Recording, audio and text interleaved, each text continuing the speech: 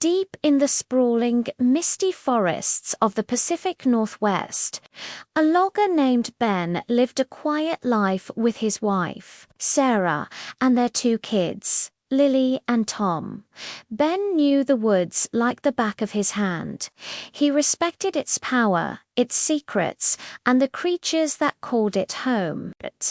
But one evening, as twilight painted the sky in shades of orange and purple, he stumbled upon something that would forever change the course of his family's life. There, nestled among the ferns at the base of a giant redwood, was a small, whimpering creature.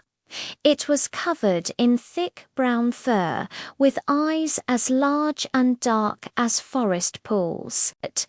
It looked lost, terrified, and impossibly young. Ben's heart went out to it. He recognized the stories, the local legends whispered around campfires. This was no bear cub. This was something else entirely. He couldn't just leave it there alone and vulnerable. Making a decision that would defy all logic, Ben gently scooped up the creature, wrapped it in his jacket, and brought it home. When Ben walked through the door, Sarah's jaw dropped. Lily and Tom stared, their eyes wide, with a mixture of fear and fascination. The little creature, now calm in the warmth of their home, looked back at them with an unnerving intelligence. They decided to call him Oak, after the strong trees that surrounded their home. The first few days were a whirlwind of confusion and wonder. How do you care for a baby Bigfoot? They tried everything: milk, berries, soft-boiled eggs. Oak was a fussy eater, but eventually developed a fondness for wild huckleberries and warm oatmeal. He was incredibly gentle. He'd sit with Lily as she drew, watching her crayons move across the paper with intense curiosity. He'd play a clumsy game of catch with Tom in the backyard, his large, soft hands surprisingly deft.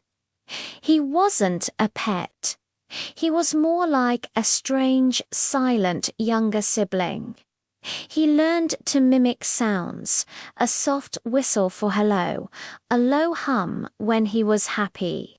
A unique bond formed, woven from shared secrets and quiet understanding.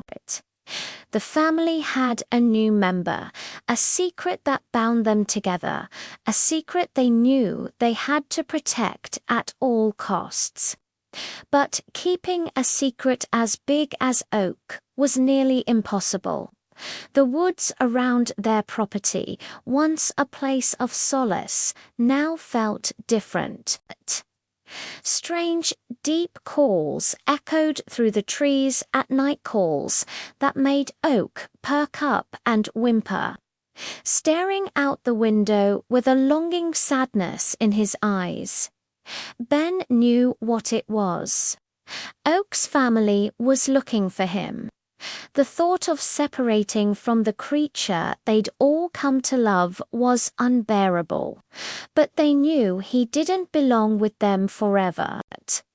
One day, a local cryptozoologist, Dr. Eris Thorne, a man obsessed with proving the existence of Bigfoot, began sniffing around the area.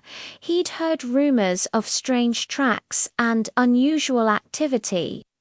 Thorne was persistent, setting up cameras and sound equipment deep in the forest, getting closer and closer to their home. The family's peaceful bubble of secrecy was about to burst. Panic set in. They had to get Oak back to his family before Thorne found him and turned their lives and Oak's into a media circus. Under the cover of a moonless night, Ben and Sarah, with the kids in tow, led Oak back towards the deep woods where Ben had first found him. It was a heartbreaking journey. Lily held Oak's hand, tears streaming down her face. Tom gave him his favorite baseball, a silent promise to remember their strange, wonderful friend. Oak seemed to understand. He kept looking back, his big eyes filled with a sad wisdom. As they reached the ancient redwood grove, the air grew thick with an unspoken presence. From the shadows, two colossal figures emerged. They were massive, dwarfing the tallest of men, their fur the color of night and earth. Their eyes, glowing faintly in the darkness, were fixed on the small creature beside Ben. There was no aggression, only an overwhelming sense of relief and parental love.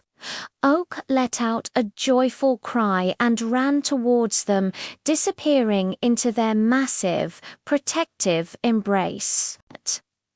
One of the large creatures turned its head and looked directly at Ben and his family. It wasn't a look of anger or threat. It was a look of profound, silent gratitude. It raised a hand, not in a wave, but in a gesture of acknowledgement, a silent thank you that transcended language. Dr. Thorne arrived the next morning, his equipment beeping wildly. He found the track's huge, clear footprints of 3 distinct sizes, but he was too late. All he had was proof that he had just missed the discovery of a lifetime. For Ben and his family, life slowly returned to normal, but it was a new normal. The house felt quieter, emptier. The secret they had kept was gone, but the love remained. They had touched a world beyond human understanding, and had been touched by it in return. Years passed. Lily and Tom grew up, but they never forgot their furry, silent brother. Sometimes, on quiet evenings, Ben would stand on the porch and listen to the sounds of the forest. He never heard those specific deep calls again, but he knew they were out there. And sometimes, just on the edge of the woods, they would find a small, perfectly arranged pile of huckleberries or a uniquely shaped riverstone left on their property line. They were small gifts, silent reminders from the forest, a thank you from a family they had briefly, miraculously, made a part of their own. They had learned that the greatest wonders aren't about being discovered, but about the quiet connections we make and the secrets we choose to keep. Thank you so much for watching this story with us. What would you have done in Ben's situation? Let us know in the comments below.